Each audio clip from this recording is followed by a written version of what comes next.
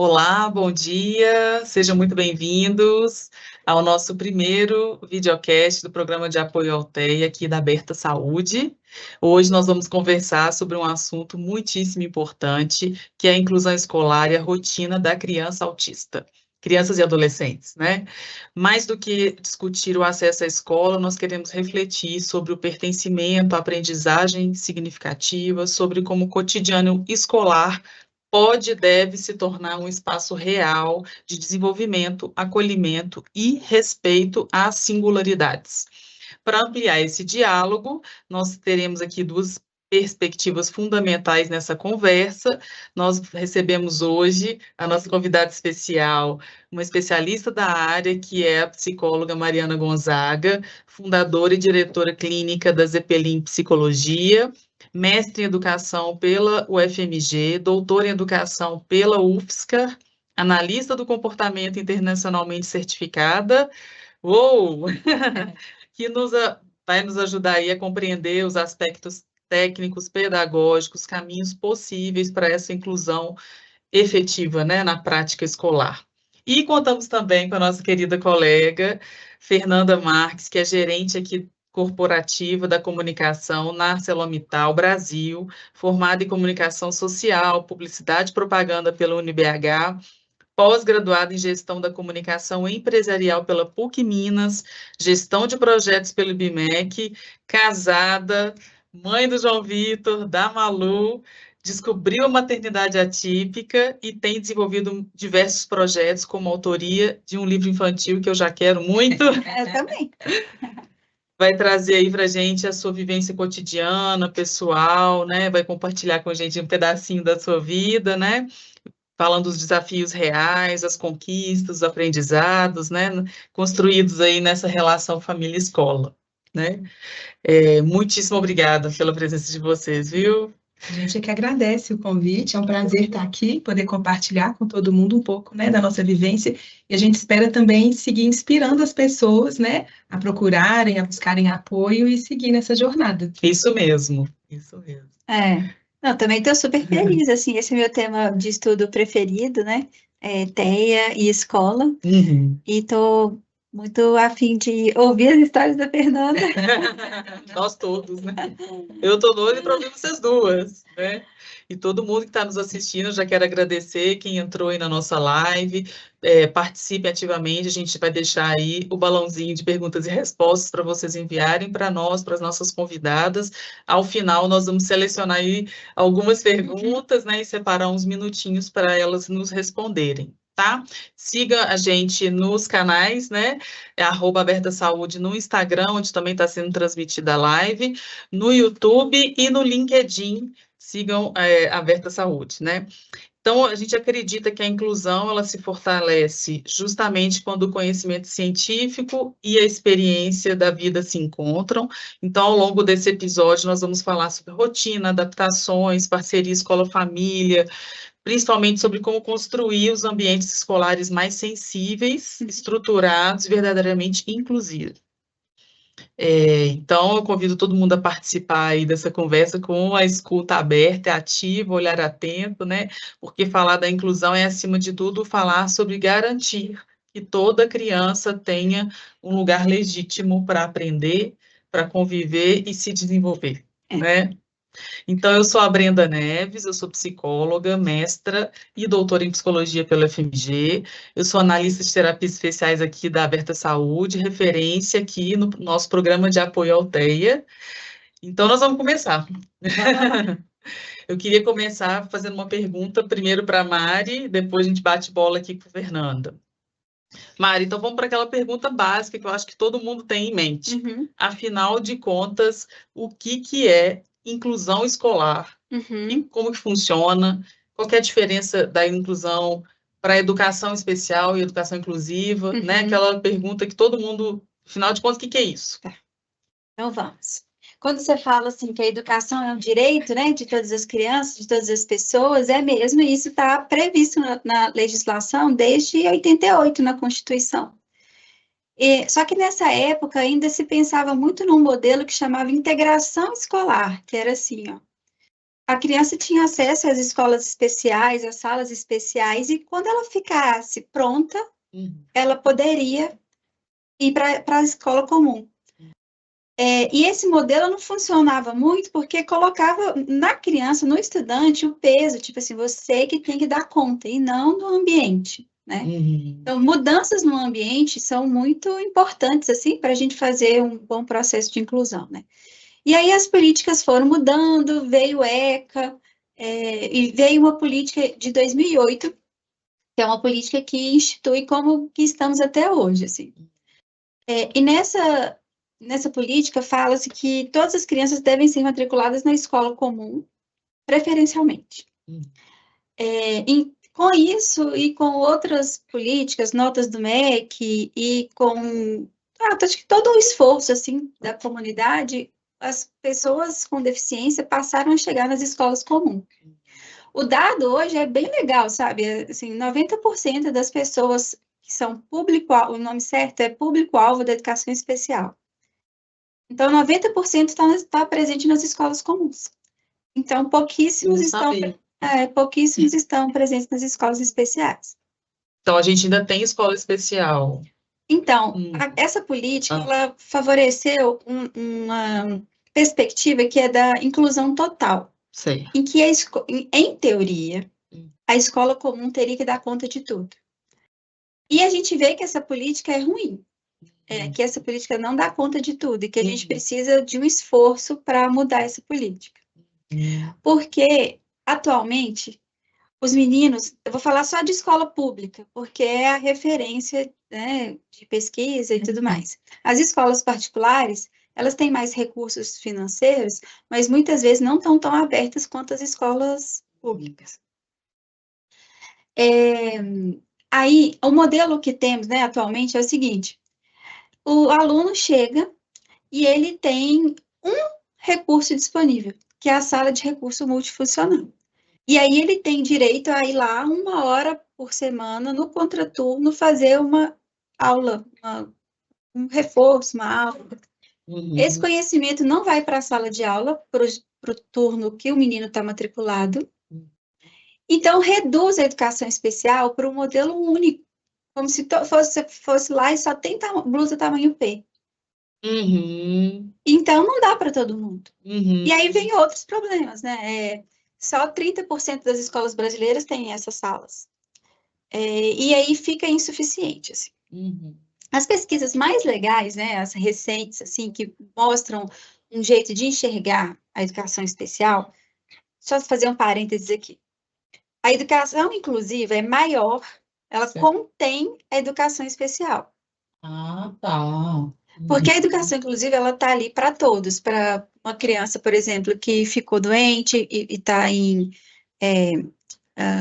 assistência hospitalar, sabe? Tem um nome certo, eu esqueci. Então, para estrangeiros, enfim. Então, a educação inclusiva é bem maior do que a educação especial. E aí, não só autistas, como crianças com alguma dificuldade de locomoção. Isso. O público da educação especial, isso está bem descrito na legislação, são pessoas com transtorno de desenvolvimento, que inclui o TEA, pessoas com deficiência, todas elas, né, física, pessoas cegas, deficiência auditiva, e pessoas com superdotação, e pessoas com como é que chama mesmo? Altas habilidades. Superdotação, altas habilidades. Então, esse é o público-alvo da educação especial. Sim. E aí, essas pesquisas falam assim, que se a gente tiver uma versão de uma boa escola, a gente consegue atingir 80% dos estudantes, independente das necessidades deles. Mas boa escola? Seria uma escola que diversifique ensino, seria uma escola que age preventivamente, que antes de ver a criança fracassar, já atua. Uma escola que usa métodos baseados em evidência, que controla o desempenho dos estudantes, né, no sentido de acompanhamento. E que entende que, independente de pessoas com ou sem deficiência, toda turma é heterogênea. Porque ninguém aprende só no blá blá, assim, não é uma regra, todo mundo aprende no blá blá blá. E igual, né? É, A neurodiversidade está aí. exato. Então, isso atenderia 80% dos estudantes. E existe um percentual aqui que seria mais ou menos de 15%, que precisaria de um apoio a mais. Esse apoio, ele pode ser pedagógico, comportamental, emocional, não precisa ser só acadêmico. Certo. E para essas pessoas, é como se você desse... você vai oferecer o que está ali na base, que é o nível 1, mas você vai oferecer um plus. Então, não é que você vai substituir um pelo outro. Então, por exemplo, uma pessoa que tem muito comportamento interferente, aí a professora vai planejar para toda a classe algum esquema, por exemplo, alguma contingência de grupo para controlar o comportamento de todo mundo, para organizar o comportamento de todo mundo. Porque às vezes... Mas explica esse interferente aí. Sim. São comportamentos ou disfuncionais que não tem uma função ali na hora, ou comportamentos que estão fora da medida, sabe? Por exemplo, gritar dentro da sala de aula é fora da medida. Gritar no recreio, nem tanto. Então, uma criança com comportamento assim, ela pode receber uma intervenção que chama check-in, check-out. Ele chega com uma cartelinha e de tempos em tempos, do tipo, de 1 em 1 hora, a pessoa vai lá ver como ele está. Ao final, se ele completar tantas, ele ganha o que ele precisa, ou o que ele gosta. Né? E depois você pode ir diminuindo, não precisa ser de hora em hora, pode ser uma vez por dia. Enfim. Então, isso seria um tipo de intervenção que somaria com a intervenção 1. Do nível 1. E, por fim, tem os 5% que estão no topo da pirâmide, que são pessoas que precisam de alguma coisa que está bem fora do currículo, sabe? Uma intervenção muito específica, por exemplo, ensino de comunicação alternativa, Certo. Braille, ou, enfim, que o currículo dos pares de idade não atinge ele. Certo. Então, se a gente pensar assim, a gente consegue pensar na escola como um todo e não fica fazendo essa dualidade entre educação especial e escola, assim, porque, na verdade, é tudo. A gente vai tratar as neurodiversidades na sua singularidade e não fazendo aquele pacotão homogêneo. Exatamente. O ensino só sendo uma coisa, porque se a gente lembrar de escola, né, assim, nós, qualquer pessoa, a gente lembra que todo mundo talvez passou algum percalço, né, assim, porque esse roldão, né, de tentar homogeneizar tudo é muito difícil, né, então eu imagino que para as neurodiversidades aí, né, mais complexo, né? Mas olha só, as pessoas típicas também são muito diversas, né? Isso, então, claro. Cada um aprende de um jeito. Isso, perde o sentido de... Então, olha que curioso, esse conceito, ele veio importado da saúde. Então, como se nessa base dos 80% fosse as UBSs, né? As Unidade Básica de Saúde. Isso. Que recebe, né, muitas pessoas e que se atuar preventivamente, evita muito que a pessoa chegue lá num centro super especializado de cirurgia. Sim, é preventivo, né? Exatamente. Assim, promovendo a saúde, então a educação a gente também... Pode pensar dessa forma, assim, atuando numa versão de qualidade, que a gente não tem uma escola boa. A escola brasileira é ruim. E aí, né, com essa política, que foi o que eu falei no início, é como se todo mundo precisasse desse AEE que está lá em cima. E, na verdade, não é uma regra. O Brasil não consegue ofertar para todo mundo uma coisa tão específica. Sim, difícil, né? Agora, pegando esse gancho que você está dizendo, né, dessa diferença aí né, dessas perspectivas, eu queria ver um pouco de você, Fernanda, assim, como que, né, é a sua experiência, né, queria que você falasse, né, você pode ficar à vontade de falar, né, dos seus filhos e a experiência que você tem da escola com os meninos, né, o que você já vivenciou, se você consegue identificar um pouco disso que a Mariana estava dizendo. Bom, eu tenho 2 filhos, né? O João Vitor, que hoje está com 11 anos, e a Malu, que está com 9 anos.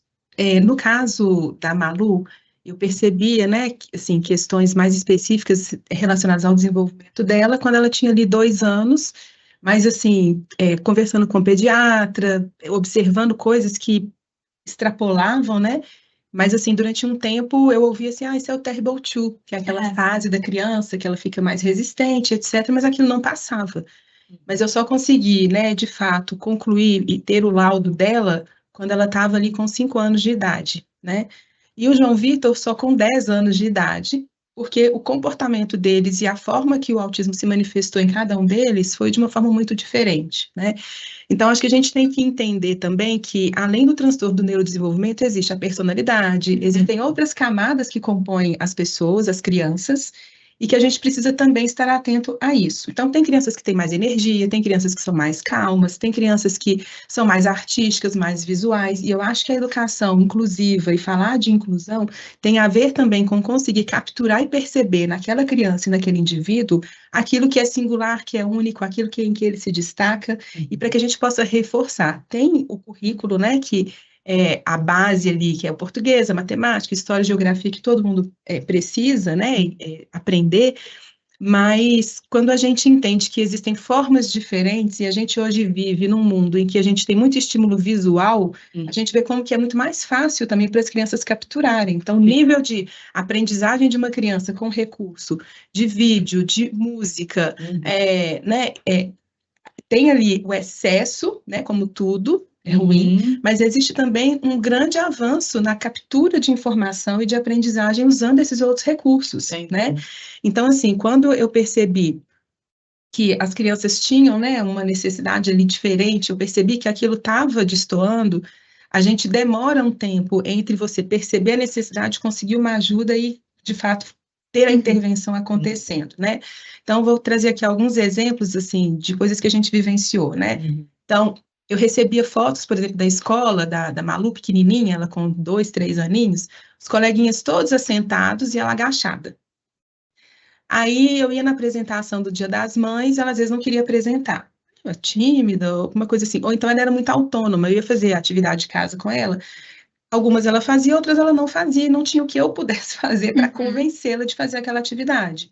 E aí eu comecei a tentar identificar quais eram as atividades que ela recusava e quais as atividades que ela gostava mais de fazer, né? Só que isso foi muito no dia a dia, vivenciando e percebendo, né? Mas aí você foi muito sozinha, tô entendendo? Ou a escola te ajudou nisso? Como é que... Nesse início, vamos lá, nesse início ainda não tinha um diagnóstico, só tinha uma percepção, eu olhava, via que tinha alguma coisa ali de diferente. Então, por exemplo, a chegada dela na escola era uma chegada diferente, ela sempre chegava fingindo que estava dormindo. Ela tinha ali já uma indo ou voltando? Indo para a escola. Quando eu chegava com ela para a escola, ela deitava no colo assim, e eu tinha que chegar e entregava ela dormindo para a professora, punha no colchãozinho. E aí, depois de um tempo, ela meio que olhava o ambiente, aí estava mais calma, ela ia para a aula e participava. Só que a gente achava assim, ela é pequena, 3 anos, 2, 3 anos, assim. Pequena, tá cansada, não sei o quê. Mas depois, quando a gente fechou o diagnóstico, já era um comportamento dela evitativo, daquela quantidade de situações que interferiam, que ela não dava conta de elaborar, então ela fingia que estava dormindo para dar conta de suportar aquilo ali, né? Depois a gente trocou de escola, logo depois da pandemia, aquela coisa toda, a gente pôs numa escola menor. E a gente começou a perceber que ela tinha muita dificuldade na entrada para a escola. Então, assim, ela chorava, ela recusava, às vezes eu ficava meia hora, 40 minutos tentando entrar com ela para a escola. Sim. E aí que vem aqueles profissionais, assim, iluminados, né? Então, nessa escola tem ainda, né? Ela é maravilhosa, a Andréia. Ela ficava ali na porta recebendo as crianças e ela percebeu que a Malu tinha uma dificuldade de acessar a escola e de entrar, e ela criou por ela mesma, né? Acho que pela sensibilidade que ela tem, pela vivência que ela tinha e tudo, ela criava uma senha e ela falava no ouvido da Malu, ela dava um balão para a Malu, colocava um papelzinho lá dentro e punha uma palavra.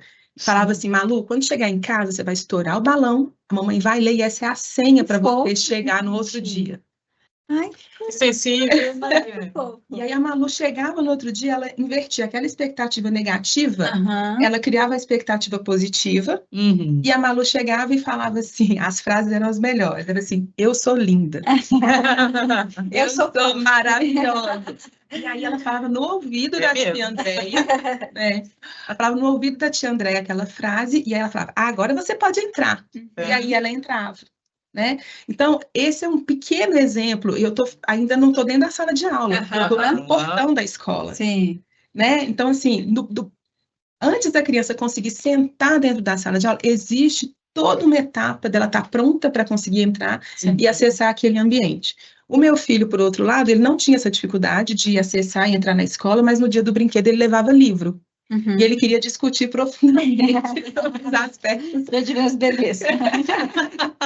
Os meninos querendo jogar bola e ele lá no livro. Exatamente, ele levava uns livrinhos da Turma da Mônica e tal. Ele queria discutir sobre ele tinha o traço típico comum, né, do dinossauro, ele sabia cada espécie. A gente achava que era só uma situação assim, de interesse um pouquinho mais profundo sobre aquilo ali, né? Mas ele foi muito acolhido e muito bem recebido nessa escola e pelas professoras pelas quais ele passou, que incentivavam, estimulavam, perguntavam qual era o livro que ele ia trazer da próxima vez. Porque a inclusão também se dá não só do comportamento interferente, porque às vezes o comportamento interferente pode ser um grito, um movimento, mas ele pode ser também uma coisa que destoa. Todo mundo quer brincar, de correr, e a criança quer ler. Sim. Aquilo destoa, e aquilo exclui aquela criança daquele grupo. Uhum. Então, a professora me ajudava a calibrar Uhum. o quanto que ele iria conseguir ter o interesse dele suprido da informação que ele queria, e quanto também que ele não poderia ficar fora da rodinha de Sim. correr, de brincar, dos relacionamentos, porque a escola também é esse lugar de socialização, né? Uhum. Então, a gente teve, no início, essas duas situações.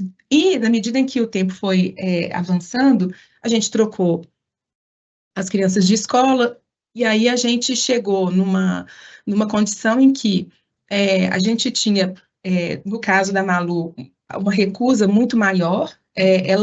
A gente percebeu depois também, né, que ela tinha o transtorno do processamento sensorial, ela é canhota, então para ela escrever exige uma energia muito maior do que uma outra criança comum. Então, qualquer atividade de escrita e de justifique a sua resposta Sim. e que dê frases mais longas é uma barreira para ela, né? Uma barreira grande, porque ela tem uma dificuldade motora fina ali, né? E muitas vezes ela voltava da escola com as tarefas incompletas. Ou então, para poder recusar, ela escrevia assim, não sei. E aí a gente começou a perceber, teve momentos em que a escola não me sinalizou isso, né? Teve momentos, durante um tempo, a escola não me sinalizou, e um dia que eu peguei e abri o livro para olhar, porque, e aí eu falo isso assim, uma atividade que para uma mãe é muito comum, que é você sentar e abrir o material do seu filho. Eu não conseguia fazer isso com a minha filha, porque ela não aceitava que eu mexesse na mochila, não aceitava que eu mexesse no livro. Ao fazer o para-cá do pensamento rígido, né? Se a professora deu essa página e o exercício está nessa, eu não poderia ler a anterior.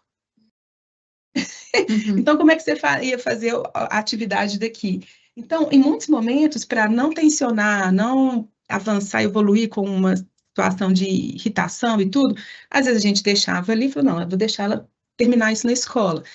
E aí, a gente também trabalhando, às vezes muito cansada, você não dá conta de acompanhar tudo 100%, especialmente, né, numa rotina, né, intensa. Pai e mãe trabalhando o dia todo. Exatamente. E aí, quando eu falo, não, hoje eu vou separar um dia para poder olhar isso. Quando eu abria o livro, aquilo não tinha sido sinalizado pela escola para mim. A escola não tinha percepção de que aquilo era uma barreira e que precisava ser superado para que aquilo garantisse a ela o acesso àquele conhecimento e àquele conteúdo. Sim. Então, a inclusão, às vezes, a gente acha que é uma comunicação aumentativa, que é também. A gente acha que é desenhar um exercício de uma forma diferente, que é também. Mas, às vezes, é uma atitude muito simples de sinalizar para o pai, de perceber que aquela criança não é que ela não queria responder, ela não dava conta de responder. E aí eu adotei uma postura muito empírica, né, da mãe aqui tentando ver, em que ela falava para minha resposta, eu escrevia e mandava um bilhete para a professora. Só que ela começou a não aceitar o bilhete também, porque ela se sentia exposta. Entendi. E aí era uma outra, eu mandava por e-mail. Então, veja quantas situações isso vai gerando. E aí, o que acontece? Virava um looping em que foi para a sala, voltou para casa com a tarefa de casa, não deu conta de fazer, recusava no outro dia ir para a escola, a entrada virava uma crise, um processo, perdia conteúdo e ela já chegou a ficar um mês sem ir para aula. Nossa. E um mês sem ir para aula, como? A gente tentando todos os dias entrar para a escola, não é assim, ficou um mês em casa, não. Sim. É ir todo dia para a porta da escola, tentar entrar, ou ela entrar, ficar 1 hora e voltar. Entendi. Ou então ir deixar a criança e Com sofrimento. Exatamente, no meio do dia, a escola ligar e pedir para você buscar. Então, a gente foi contabilizando tudo isso. Então, quando a gente fala de inclusão, é você garantir o acesso para a criança ser quem ela é. Então, se ela tem um transtorno sensorial, qual é o problema dela responder oralmente? Qual é o problema dela responder, às vezes, digitando com o dedinho, assim? É uma comunicação aumentativa, né? Diferente ali, mas, então, assim, essa fora do tradicional, né? Mas ela está participando, está tentando, está fazendo. Exatamente. Né? Poderia fazer, né? Estou entendendo que faltou sensibilidade e o cuidado com a Malu, e eu fico preocupada até com outros alunos também, né? Assim, porque dificuldades são diversas, né? Exatamente. E me conta, a escola sabia então, das dificuldades da Malu? Eu até fiquei pensando muito sobre isso, assim, né? O que acontece? Logo que a gente teve o diagnóstico, a gente se organizou, fizemos a avaliação neuropsicológica, consulta com o psiquiatra, com o neuropediatra, para a gente entender melhor, porque a gente também não sabia muitas coisas sobre a condição, o que a gente tinha que fazer, né? Todo mundo que está nessa jornada passa por isso, né? E aí, a gente, então, pegou o laudo e a gente compartilhou com a escola. Qual que é a minha percepção? Apesar de estar sendo muito falado, o conhecimento real, concreto, e a aplicação das coisas no dia a dia, ela está muito distante daquilo que deveria ser, né? Então, está se falando muito, muito a palavra autismo, mas o que é que isso significa? Como que isso se traduz? Como é que você adapta isso para os indivíduos? Na prática, na vida real. Exatamente, então tem uma distância. Então, houve uma abertura, sim, da escola de receber ali o laudo, de me receber, para conversar. Mas disso, para uma ação concreta e efetiva, porque como a Malu e o João Vitor são crianças nível 1 de suporte, Malu conversa, o João Vitor se expressa. Conversam, se expressam, participam das atividades, eles têm momentos e situações que a gente observa ali muito que tem uma barreira como essa que eu contei. Não é normal, a gente não pode aceitar como uma criança que recusa ir para a escola por esse período de tempo tão longo, nenhum, né? Claro. Então, assim, 1 dia, 2 dias... É um alerta vermelho piscando, né? Então, assim, ok. Agora, entre a informação estar ali e você entender no dia a dia como que isso se desenrola, de que a recusa de dar uma resposta completa não é porque ela não quer ou não sabe responder, é porque existe um transtorno ali, né? E como que eu vou contornar isso para garantir que ela continue vindo e que ela continue engajada? Aí eu acho que falta a técnica. Sim. E falta também a gente, eu me incluo nisso, então, os pais, os professores, os coordenadores, os diretores, se verem como pessoas que necessitam de orientação e conhecimento para que consigam avançar. É a comunidade escolar que envolve todo mundo. A gente entender a nossa incapacidade, aceitar que a gente não sabe, aceitar que a gente precisa desenvolver um olhar mais atento, que não é frescura, que não é exigência, porque muitas vezes a gente, como pai, como mãe, passa por esse estereótipo de, nossa, mas a sua filha está vindo, uma resposta. Não, assim, não é uma exigência, é uma necessidade, porque a gente, como pai, como mãe, sabe como que isso vai desencadear uma crise emocional, uma crise de sensibilidade sensorial, de sobrecarga, porque aquilo que para uma criança, às vezes, é uma preguiça, pode parecer como preguiça, para uma criança que tem um transtorno do neurodesenvolvimento, é uma sobrecarga. Ela não, o organismo dela não dá conta daquilo, desorganiza, e aquilo que ela tinha de cognição preservada, por exemplo, no nível 1, ela perde aquela capacidade. E aí eu falava para a escola, falava, gente, quando ela entra no processo de crise, ela perde a capacidade naquele momento de aprender. Então ela se torna, eu vou assim, tentar fazer uma tradução paralela, assim, é como se ela saísse do nível 1 e fosse para um nível de maior gravidade, de maior comprometimento, naquele instante em que ela perdeu a capacidade dela de responder àquele desafio. Sim. Então, quem é nível 1 não é nível 1 o tempo inteiro. Quando você tem a sobrecarga, ela perde Uhum. a habilidade. Desorganiza, né? Desorganiza. Desagrega. E aí, imagina, à medida em que eu tinha uma tensão para entrar com ela na escola, uma tensão na atividade, na hora de fazer uma prova, porque ela teve uma desorganização sensorial de manhã. Você acha que ela conseguia fazer a prova na sequência? Possível, né? Eu queria aproveitar, se Mari nos socorra, né? Eu acho que Fernanda falou muita coisa, muitos falou. exemplos aqui. Ah, A gente queria te ouvir muito, assim, como que a escola pode ajudar sim. na adaptação do início, Uhum. durante, na rotina, Sim. lá dentro, É. no pós, quando eu devolvo a criança para os pais. Eu achei esses exemplos muito legais, assim, e eu acho que eles conectam muito com o que eu expliquei lá daquela pirâmide. Uhum. Então, isso que da resposta, por exemplo, a resposta pode ser ditada ao invés de escrita.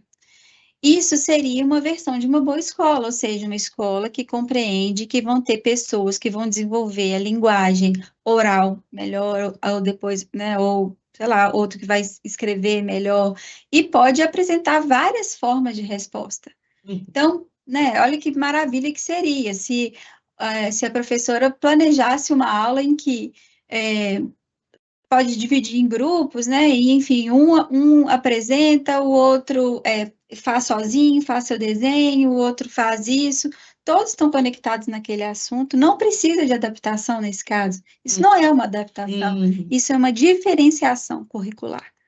Que não tenha, esse nome é traduzido diferenciação, fica parecendo que é sinônimo de adaptação, mas não é. Diferenciar é você apresentar o mesmo tema ou conteúdo de várias formas. É porque, assim, isso que você está trazendo é importante, assim, porque a sensação que a gente tem é que muitas vezes a escola está muito presa no método de eu preciso da resposta escrita, mas o que eu preciso é do aprendizado. Exato. Independente se ele se deu falado, representado, colorido, né? Então, às vezes, a própria escola, assim, às vezes a gente fala que o autista é que é rígido, mas a sociedade... Vou levantar a plaquinha por isso. A regra da sociedade, a regra daquela escola de exigir que a resposta se dê é igual, né? Exato. Todo mundo tem que escrever dessa forma. Não, o que importa é o quê? É que a resposta seja escrita ou que a criança de fato aprenda, que de fato ela demonstre que ela tem aquela habilidade. Sim. E aí pegando essa história do transtorno sensorial, veio uma atividade de casa, assim, para ela, que era para ela desenhar uma história em quadrinhos. Então, era um quadrado, era metade de uma folha A4, para ela fazer uns 6 quadros. Ela já não era muito boa em desenho, já não era muito boa, né, na motricidade. E aí, ela simplesmente recusou de fazer a atividade, valia ponto, era um trabalho. E aí, assim, por minha conta, eu falei, não, nós vamos gravar. Ela fala bem, aí ela organizou o figurino dela, não sei o quê, pegou um microfoninho de brinquedo e fez a atividade toda, contou tudo. Mas isso foi uma iniciativa, nossa, a gente mandou, a escola aceitou, elogiou, né, etc. Mas é o que você está dizendo, será que não tem outros alunos, assim como ela, que poderiam, assim, gente, preciso que falem desse tema, seja numa poesia, seja numa história em quadrinhos, seja... Autistas e não autistas. Isso! O que importa é o quê? É você perceber que a criança aprendeu aquele conteúdo, consegue transmitir e consegue compartilhar. Exato. Né? Então, às vezes, a rigidez também do método... Com certeza. E aí a gente inverte. Eu queria trazer uma coisa aqui também para vocês, porque esse ano em especial, eu conversando com as crianças, a gente está desenvolvendo neles muito autonomia para que eles consigam falar em que momento que eles precisam de apoio. Né? Isso também é importante. Então, eles estão mais crescidinhos, então eles agora conseguem se comunicar melhor. E aí, um dia a gente sentou e eu conversei com eles e falei, a gente estava em casa, em família, conversando, e aí uma prima estava falando que ela tinha feito cursinho, o filho estava fazendo um cursinho para um concurso e tal, e que estava gostando muito, que o professor era muito legal, e todo mundo aqui que já fez um vestibular, um curso preparatório, adora aqueles professores de... Exatamente. E naquele momento, a gente chegou à conclusão, e a família estava assim, porque eu sempre fui ruim em matemática, e o outro, eu detestava história. E a gente foi chegando à conclusão do seguinte, quando a gente chegou na véspera do concurso ali, e que a gente foi fazer o cursinho, a gente encontrou professores tão incríveis, tão divertidos, tão envolventes, que a gente aprendeu tudo que a gente não aprendeu durante uma jornada inteira. Muitas vezes a gente aprendeu em 6 meses ou em 3 meses antes da prova. E aí... Nessa reflexão que a gente estava ali em família, eu falei com meus filhos assim, eu falei, olha, Quando vocês estiverem na escola e vocês sentirem que vocês não estão conseguindo aprender, lembrem-se que quem está ensinando pode não estar sabendo te ensinar do jeito que você pode aprender. Isso não é só seu. Isso não é seu. Maravilhoso, Então, gente. quando você não entender, fala assim, professora, a forma que você está explicando, eu não estou conseguindo entender. Você pode me mostrar um vídeo? Você pode me mostrar como que eu consigo aprender? Porque vocês têm plena capacidade de aprender. Então, pegando esse exemplo nosso de adulto, que a gente aprendeu melhor com diversão, com experiência, por que a gente acha que a criança tem que dar conta de aprender, muitas vezes, um método de ensino que não é compatível? Não é ela que tem problema de aprendizado. É quem ensina que também precisa de desenvolver novos métodos e novas abordagens. Com certeza. E aí, olha, isso que você também está falando é muito legal, né? Porque mexe muito com a motivação e tal. A literatura tem várias ferramentas que podem nos ajudar. Inclusive, a descobrir qual que é o perfil cognitivo dos estudantes. Tem checklists que você vai observando as preferências e consegue ter um direcionamento, sabe? De como que você pode atingir aquele estudante utilizando aquele direcionamento. Que o professor a escola poderia lançar mão, tipo, no início do ano, para eu conhecer quem que é minha turma. Exato, e não precisa fazer isso só com os meninos TEA, você pode fazer uma turma. Exatamente. Então, quanto mais a gente pensar na turma como uma turma heterogênea, melhor vai ser para todo mundo. Tem uma coisa que ajuda muito, né, que também já tem uns 20 anos, assim, nas pesquisas, que chama consultoria colaborativa ou ensino colaborativo.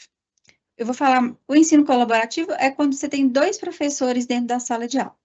E aí eles agem colaborativamente para dar conta de diversificar o ensino. E a consultoria colaborativa é quando um especialista, né, no caso o psicólogo, fono, TO, vai até a escola, mas com consistência, né? Não é uma vez por semana, 1 hora por dia para 100 alunos, né? Assim, com consistência, que faça um trabalho lá dentro. E ele consegue dar o suporte para os professores. Porque, gente, os professores, eles têm uma carga que não é brincadeira. É surreal, eu posso imaginar. Então, assim, eu trabalho com a TEA, né, desde 2008, quando eu era estagiária. Então, quase 20 anos. Eu juro. Estamos juntos, amiga. Se eu tive 2, 3 professoras que, de fato, negligenciavam, sabe? É muito, assim, eu não tive. Elas fazem um trabalho hercúleo, né? Exatamente, assim. E o que estão esperando dela é que ela tenha uma sala de cirurgia especificíssima, entendeu? Dentro da sala de aula dela, inviável.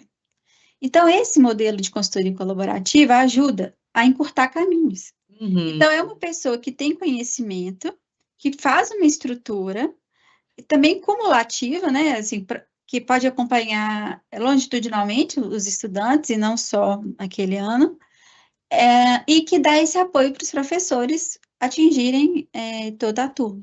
Eu acho que você está trazendo aí dos professores, eu queria também trazer uma fala, né?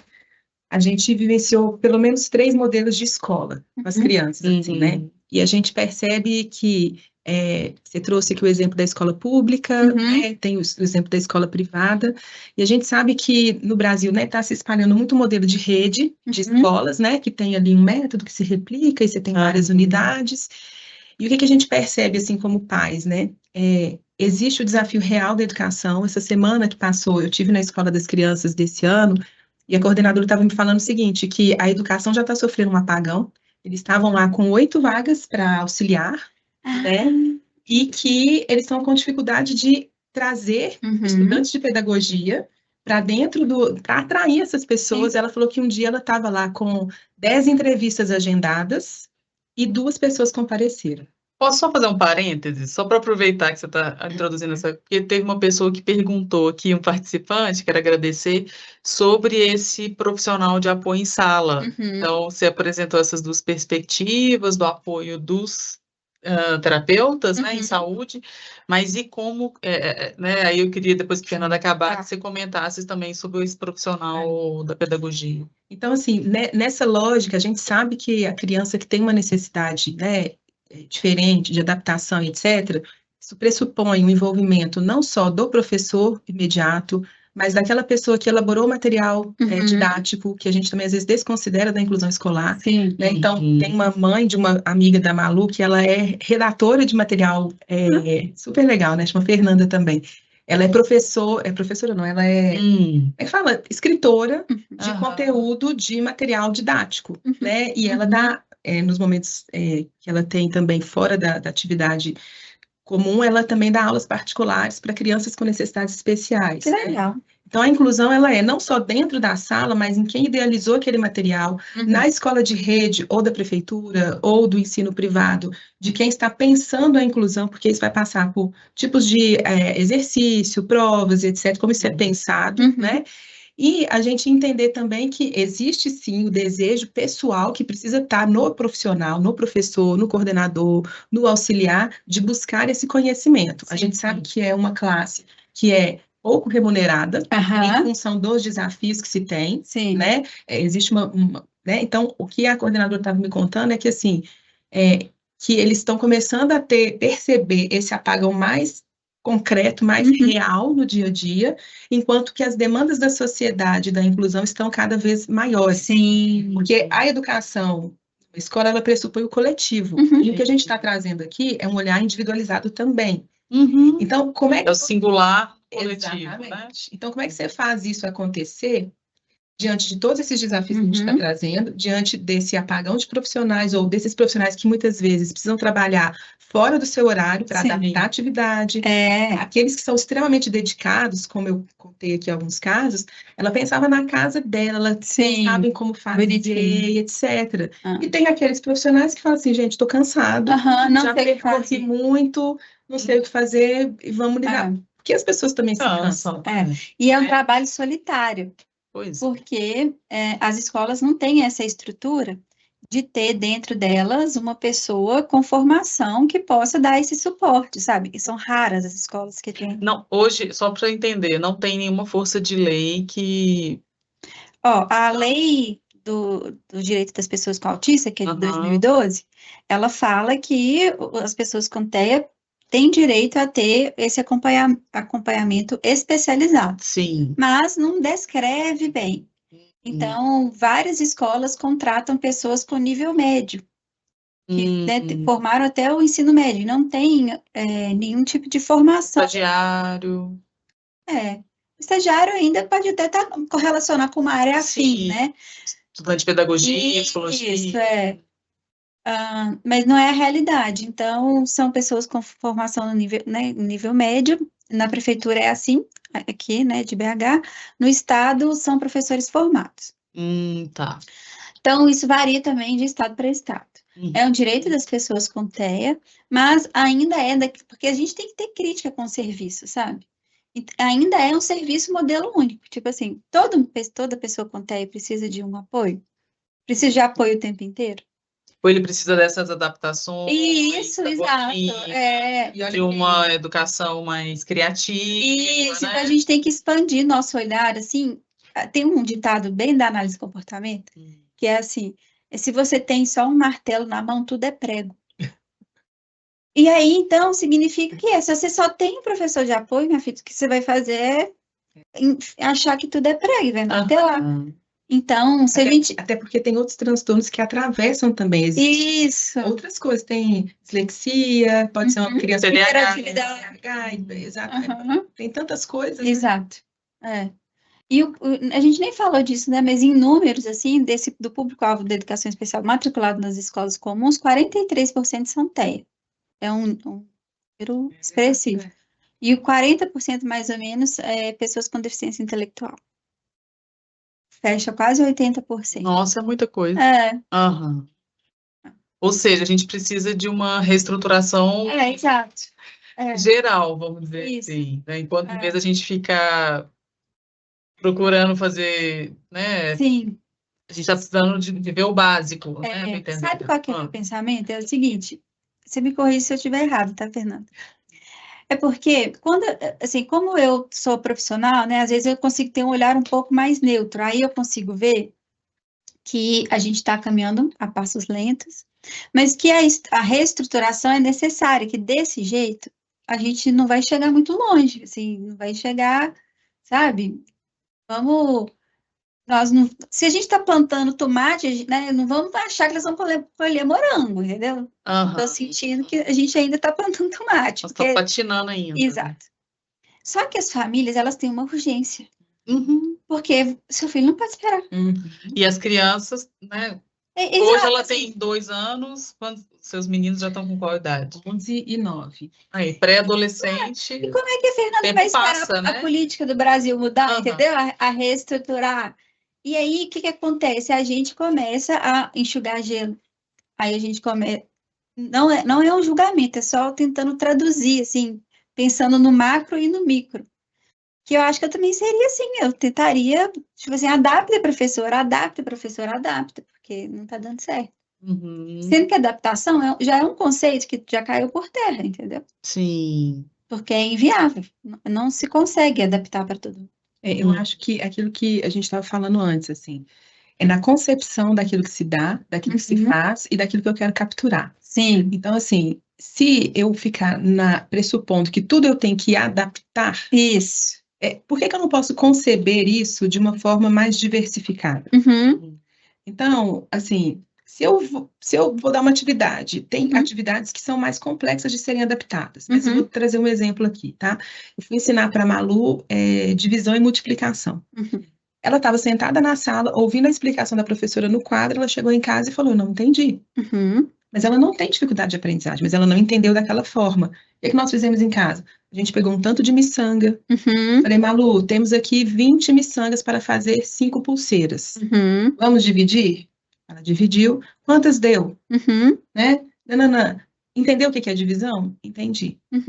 Mas, gente, uma coisa tão prática, né? Assim, do cotidiano, né? Então, por que é que eu tenho que fazer? Porque a própria criança está no contexto dela, né? Isso não é adaptar, né? Isso é ser criativo. Isso Esse é um exemplo. É diversificar. Porque você está diversificando. Exatamente. Por que a gente entende que o ensino é um professor, um quadro e um blá, blá, fala? Blá. Por que o ensino, as experiências, a gente percebe que as experiências vivenciadas, isso todo mundo sempre a prática. A prática, a vivência, você não esquece o que você vivencia. Então, é claro que é muito difícil, a base curricular ela é extensa, ela é densa, não dá para você experienciar tudo, mas na concepção daquela atividade, daquele ensino, se você já concebe, né, como ela trouxe aqui, de uma forma já diversificada, em que você tem uma experiência, uma fixação, ela vai ser muito maior, o efeito daquilo vai ser muito maior, o encantamento da criança. O que a gente percebe também é que as crianças entram na escola, numa máquina de moer gente, o brilho no olho dela vai perdendo, ela sai, ela fala mal da matemática, ela fala mal da história e tal. Mas se você pega uma criança e fala para ela, você quer ir para a Disney? Você quer ver a pirâmide do Egito? Ela acha aquilo super legal. Aí você explica que a pirâmide é um triângulo, que a Disney... Então, vamos no Museu de História ali, vamos no zoológico. Então, acho que a gente também, a educação de um modo geral, né? A gente tem métodos que são antigos, né? Que a gente organiza, olha só, a gente coloca uma criança, vamos pegar um horário de manhã, tá? No caso dos meus filhos, eles entram às 7 horas da manhã, eles vão sair lá para meio-dia e 30. Eles têm 20 minutos de intervalo. Sim. Você acha que uma criança, ela tem necessidade de conversar, ela tem necessidade de trocar, aí você acha que ela tem que dar conta de 50 minutos de uma aula, sentada, e aí tem criança que tem busca sensorial, né? Ela precisa do movimento para aprender, ela precisa caminhar, ela precisa sentir aquele ambiente, e você acha que está tudo bem com esse modelo escolar. Será que o problema é a inclusão? Pois é. Ou é o modelo? Alguém falou isso, essa frase ficou na minha cabeça, mas eu não lembro a data, que é alguma coisa mais ou menos assim, a escola é igual desde 1500. De bolinha, né? Nem sei quando que essa instituição surgiu. Quando ela surgiu. Mas olha, a gente segue desse jeito, assim. Né? Acho que ela surgiu, né, no contexto muito da igreja, né, com os clérigos, né, assim. Eu vou aproveitar e pegar aqui uma pergunta dos nossos participantes, aproveitando esse gancho aí. Fernanda, você traz esclarecimentos em 2 importantes pontos para os pais, na entrada da escola e na sala de aula. A pergunta que fica, a escola está se organizando para isso? Qual o currículo que daria conta das diferenças? né? Acho que vocês estão falando aí um pouco do modelo, né? Eu vou começar assim. Hoje, para os meus filhos conseguirem ir bem e chegar na hora na escola, a preparação começa no dia anterior. Uhum. Então, assim, eu não sabia disso, tá? Eu aprendi que eu precisava partir as atividades em muitos pequenos pedacinhos. Então, para que eu consiga chegar com eles regulados bem no dia seguinte, eu preciso colocá-los para dormir na hora. Eles precisam estar bem alimentados. Eles precisam saber exatamente o que vai acontecer. Não exatamente, mas assim, saber basicamente o que está previsto para o dia seguinte. Eles arrumam a mochila, arrumam o lanche e aí eles estão preparados para ir para a escola. Como a gente tem questões sensoriais importantes, então, por exemplo, a textura do short, a textura da blusa, se está chovendo, se está calor, tudo isso influencia na disposição para ir para a escola. Então, se tiver um dia muito frio e a criança não consegue pôr uma calça, não consegue calçar uma meia, que é o caso que eu tenho em casa, né? Isso é uma situação muito complicada que impede o acesso dessa criança. Então, por isso que eu falei do antes, porque são muitas etapas. Sim. E aquilo que a gente acha que assim, acordei, peguei a criança, levei para a escola, não é essa a realidade que uma família que tem uma criança com transtorno sensorial, que vem muito por conta do TEA, enfrenta. Depois que essa criança está na escola, e aí na hora que depois você pega essa criança, você precisa entender o que aconteceu naquela escola. Se teve uma sobrecarga, se alguém falou alguma coisa, se ela interpretou, porque existe o fato e existe a interpretação, porque é mais profundo, é mais o sentimento ali, né, mais aflorado. Então, aquilo também vai impactar no desejo de voltar ou não. Se ela foi validada ou não validada ali ao longo da jornada dela naquele dia, se na hora de apresentar atividade. Então, são tantos fatores que a gente, como pais, assim, precisa despertar para isso, que eu entendo que, assim, algumas escolas estão mais preparadas, outras menos. Então, uma escola em que as crianças estudaram estava pouco preparada para isso, muito pouco. Então, quando eu chegava... um pouco aberta, um né? pouco aberta, eu acho... Escutando, assim, falar, eu fico pensando, inclusive, os pais, os tios, a família, estar aberto para suportar, né? Porque assim, quando que a vai ser um gente- processo diferente. Porque né? quando a gente chega, algumas escolas entendem assim: você me entrega seu filho da porta para dentro, da porta para lá eu não tenho nada a ver com isso. Só que o que acontece dentro influencia fora, o que acontece fora Sim. influencia dentro, né? E aí, por que eu estou dizendo isso assim? Porque vou pegar um exemplo de entrada, tá? Vamos supor que teve uma situação que a gente vivenciou que no dia X, no dia, tipo, amanhã, teria um dia de contação de história. E nesse dia de contação de história, a professora iria vestir de princesa. Super legal, né? Só que para uma criança que tem TEA, é muito legal, mas isso gera uma ansiedade. E aí, no dia que chegou para a professora tá lá preparada para receber, aquilo gerou uma desorganização, porque ela via a professora todo dia com uma roupa, e naquele dia ela estava com a roupa de princesa. E aí, ela, apesar de querer, não conseguiu lidar. E aí, aquilo gerou um baita de um conflito. Ok.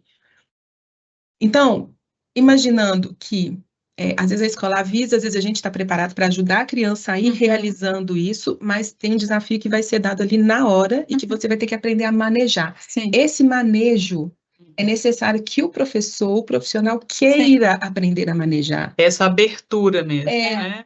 E isso não é necessariamente a escola que vai prover, é um desejo, na minha opinião, assim, individual. Eu preciso olhar para as crianças que estão comigo, se eu sou professor, e entender a necessidade daquela, e tentar dar o meu melhor. Eu sei que é muito difícil a gente dar o nosso melhor o tempo todo, a gente nem sempre está muito bem, mas há pouca formação disponível, mas também há pouca abertura para receber essa orientação e essa formação. E acho que nesse ponto ainda entra uma outra coisa que não é tão comum, é as pessoas estarem abertas, tanto os profissionais, assim, por exemplo, eu como profissional, eu tenho muito a aprender com uma mãe.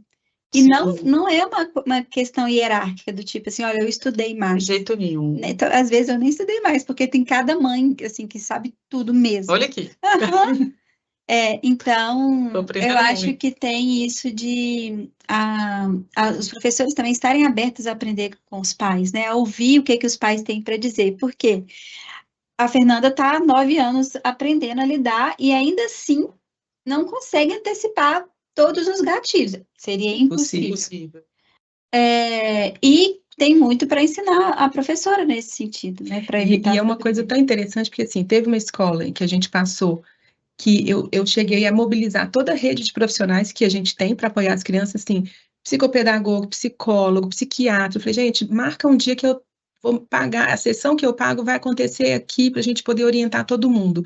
E a escola não teve interesse em receber isso, e a gente já está numa outra escola em que eu tive reunião essa semana, em que a gente conseguiu, gente, eu consegui discutir questões tão refinadas que eu saí de lá assim tão feliz, tão Que bom. que assim a gente estava conversando assim, eu falei, olha, observa para mim, por favor, se é na aula de história, se é na aula de português, se está tendo uma busca sensorial ali maior ou menor, para que a gente consiga intervir. Sim. Então, você ter, às vezes, a ajuda que a escola vai te dar é de te dar informação de uma observação, para que você traduza isso depois nas terapias e isso seja generalizado no dia a dia da criança.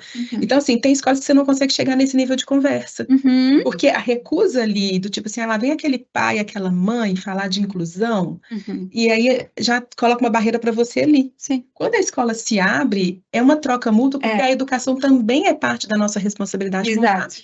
Com certeza. Eu tô entendendo, assim, para a gente ir fechando, né, assim, que o processo da inclusão é uma construção social, escolar, e é responsabilidade da sociedade, Exato. é de todo mundo. Com certeza.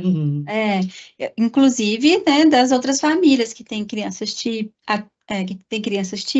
né, da comunidade como um todo, dos profissionais, dos profissionais de saúde.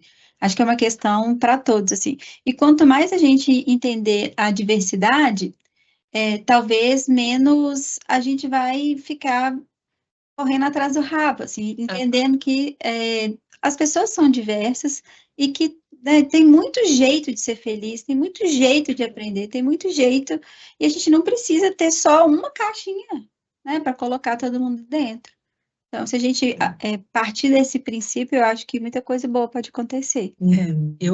Esse ponto da inclusão que fica para mim como mãe é não perder a crença da potência da criança, não perder a crença daquilo que é a aptidão, a habilidade e ser uma facilitadora para que ela alcance aquilo. Então, assim, se o ambiente escolar, aquele ambiente, não está contribuindo para aquilo, a gente tem uma condição de influenciar, construir junto, ou até mudar, porque às vezes a gente tem que mudar, que a gente, como mães e pais que está ali no dia a dia, depende muito da gente de ajudar esse filho a se movimentar para um lugar que é dele. Sim. Né? Então, assim, uma das coisas que o médico, quando eu soube do diagnóstico, o médico tentou, assim, porque a gente olha só o lado ruim, né? E ele tentou trazer esse outro olhar, e ele falou assim, olha, você compraria, por exemplo, uma medicação feita por pessoas sem critério, sem rigor? Jamais. Então, pensa que se seu filho, por exemplo, ele é uma pessoa metódica, ali ele pode estar encaixado numa carreira excepcional, maravilhosa, que vai contribuir muito para o desenvolvimento, para o bem-estar das pessoas. Então, a gente começar a olhar a potência e não só a dificuldade. E a gente, como pai e como mãe, tentar de todas as formas eliminar essas barreiras para que eles possam ser quem eles são, para que eles alcancem a potência que eles têm, né? E que isso contribua para a sociedade também, né? Isso é muito lindo. Isso aí é dar tempo, Grandinho. Tem um filme, né? Que conta, você conhece? Conheço. É Tem bem os legal. livros dela. Tem um livro infantil, tem um livro com a história dela direcionada para crianças. É muito legal. E isso também diz muito do olhar da pessoa, né? Assim, quanto mais a gente treinar o nosso olhar para ver esse potencial, melhor. Sim. Meninas, nossa, eu queria ficar aqui mais tempo. Acho que eu e todo mundo, o pessoal mandou muitas perguntas. Eu tentei aqui trazer algumas para vocês responderem, mas todo mundo que mandou pergunta, eu vou passar para as nossas convidadas e aí a gente vai tentar responder aí para vocês de alguma maneira. E eu quero muito agradecer Mariana, Fernanda, por vocês terem vindo. Eu aprendi muito.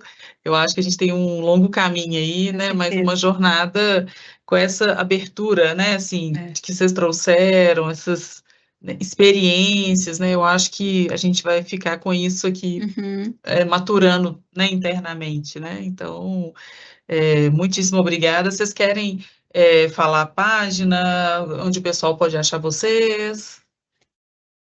Eu sou psicóloga, né? E minha clínica chama Zeppelin Psicologia. Tá no Instagram, Eu convido @ Zeppelin Psicologia. Psicologia. Eu acho que lá tem algumas informações, assim, para as pessoas que querem abrir o leque, dar uma estudada, ver, né, outras perspectivas e outro jeito de pensar a escolarização. Maravilhoso, eu já estou seguindo. Fernanda, você também tem uma página que é mais profissional?